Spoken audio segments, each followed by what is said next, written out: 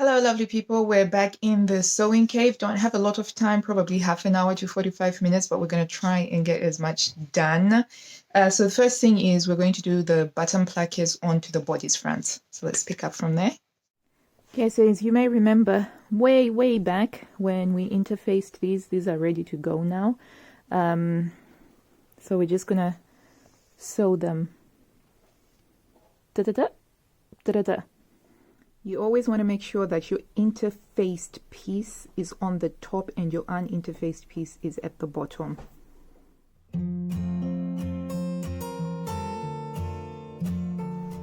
Okay, so there we have it sewn.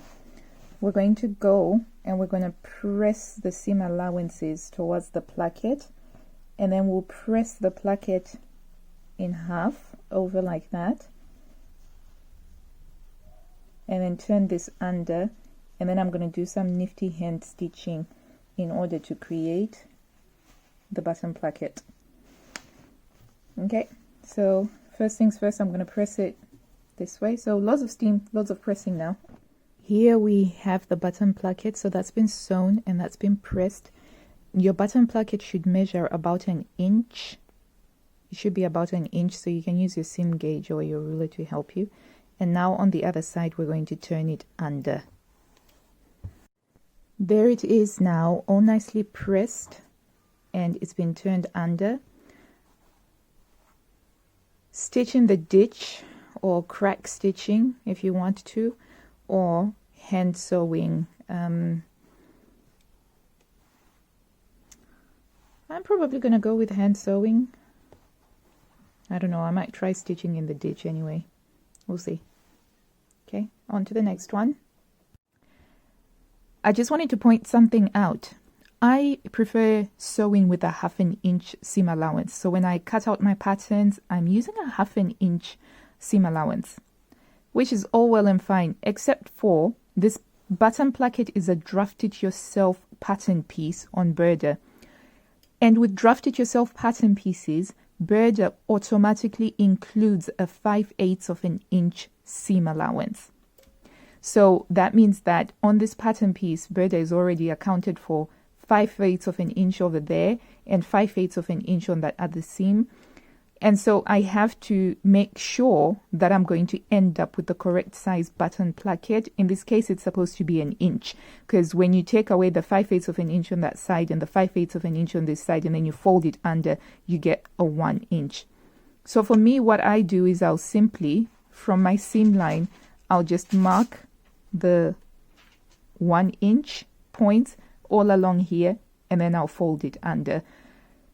I could, at the time of tracing and cutting out, make sure that I do the adjustments, but I always find that because I work with a seam allowance that is less than 5/8 of an inch, the worst that happens is that I just have a little bit extra fabric, which I can just easily cut away. It's always better to have too much than too little. And would you look at that?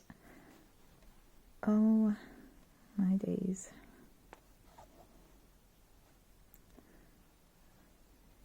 Oh, it's gonna be so amazing.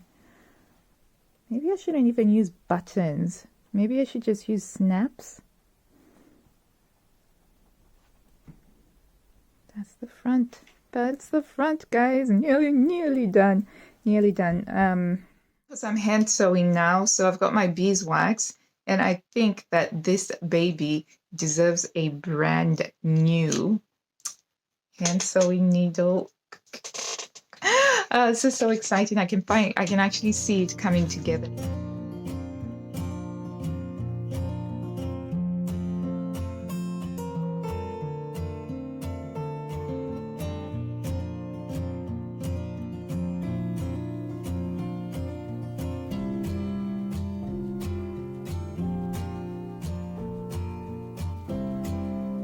I'm doing a slip stitch, which I'm trying to make as invisible as possible. I think it's kind of working, because this is the part that's been hand sewn, and this is the part that's still to be sewn. Let's see if I can. There, you see that? And look at that. So I finished the hand sewing. So we have the button placket here. I have to decide which buttons to get because I need to do the buttonholes now. It's a lot easier than trying to do the buttonholes when the waist has been attached and everything has been sewn together.